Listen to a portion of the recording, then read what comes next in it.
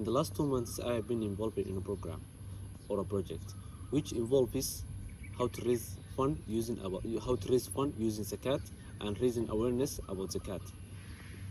As you may all aware, there has been a pandemic caused by COVID-19. So a lot of people suffered grievances and economic has been crippled. For some countries who are undeveloped, the people living there has been suffering a lot.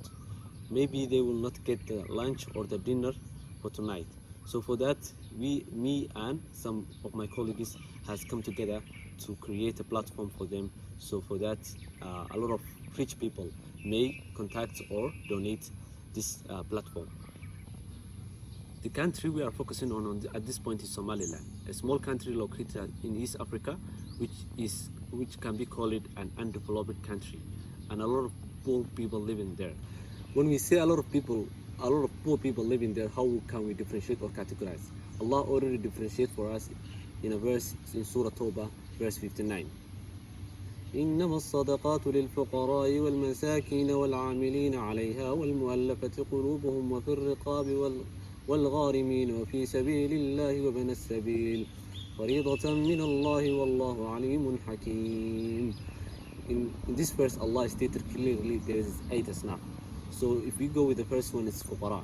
Who is faqir? Who can we call a faqir? Faqir is someone who doesn't have something to eat at night or in the morning. The second one is miskin. Miskin is someone a little bit better than faqir.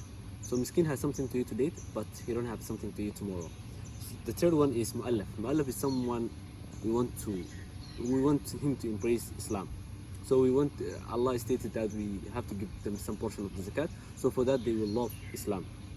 The fourth one we have is riqab. Who is riqab? Riqab is the ones who have been want to free from slavery. But in this century we don't have something like we call slavery. So some of the current jurists say that riqab can be transformed to like students who are indebted, students who don't have something to pay for their tuition, so they can take from the zakat department.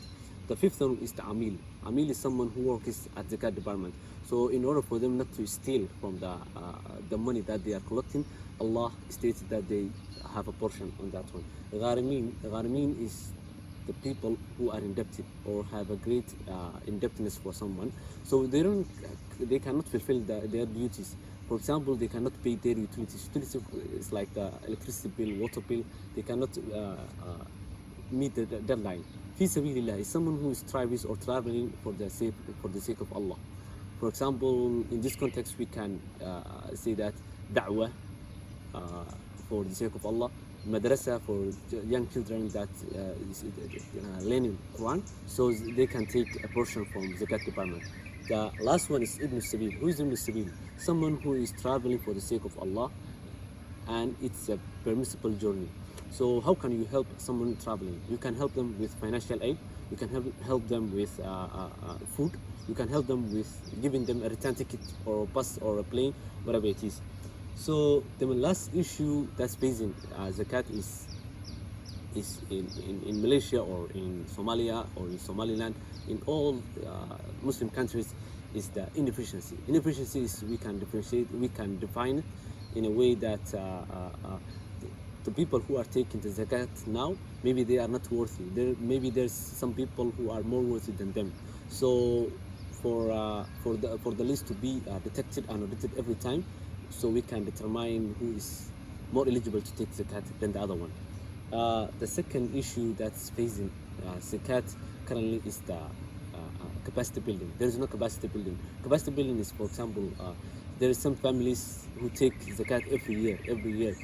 So what is the point of giving them every year? Instead of giving them every year, maybe you collect them a very like a sufficient amount for them and start a new business, a small business, for them to take themselves and being rely on themselves. So maybe in the future they will be part of the society and they will contribute to the zakat and will give them to poor people. The third issue that's facing Malaysia, it happens only in Malaysia, is the loan apply, and it happens only for students who want to apply for their loan. So maybe there is some students who cannot pay their loan, so they request a zakat. So the Zakat department says you have to take the loan and then you come to Zakat. Still, the question is that what is the point of going to the Zakat department if you are going to apply loan? So in order to fix that, it's better for the students to go to Zakat department directly and not to go to the loan after that. Thank you so much. That's all for me. Thank you.